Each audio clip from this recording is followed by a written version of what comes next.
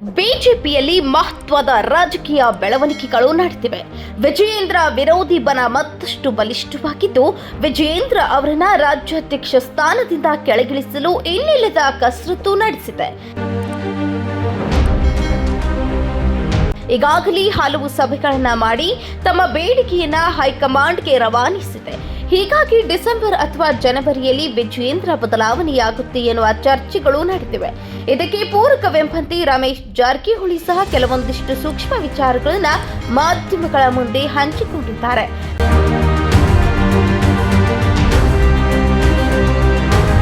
ರಾಯಚೂರಿನಲ್ಲಿಂದು ಸುದ್ದಿಗಾರರೊಂದಿಗೆ ಮಾತನಾಡಿದ ರಮೇಶ್ ಜಾರಕಿಹೊಳಿ, ವಿಜಯೇಂದ್ರ ಇರುವವರೆಗೂ ನಾನು ಪ್ರಚಾರಕ್ಕೆ ಹೋಗಲ್ಲ.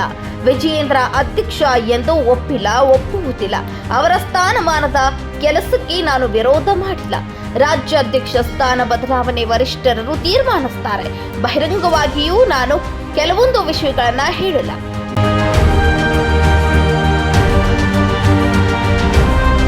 ಡಿಸೆಂಬರ್ ಅಥವಾ ಜನವರಿಯಲ್ಲಿ ಏನಾದರೂ ನಿರ್ಣಯ ಆಗುತ್ತೆ ಎಂದು ಬಿಜೆಪಿ ಶಾಸಕ ರಮೇಶ್ ಜಾರಕಿಹೊಳಿ ಸ್ಫೋಟಕ ವಿಚಾರವನ್ನ ಬಹಿರಂಗಪಡಿಸಿದ್ದಾರೆ.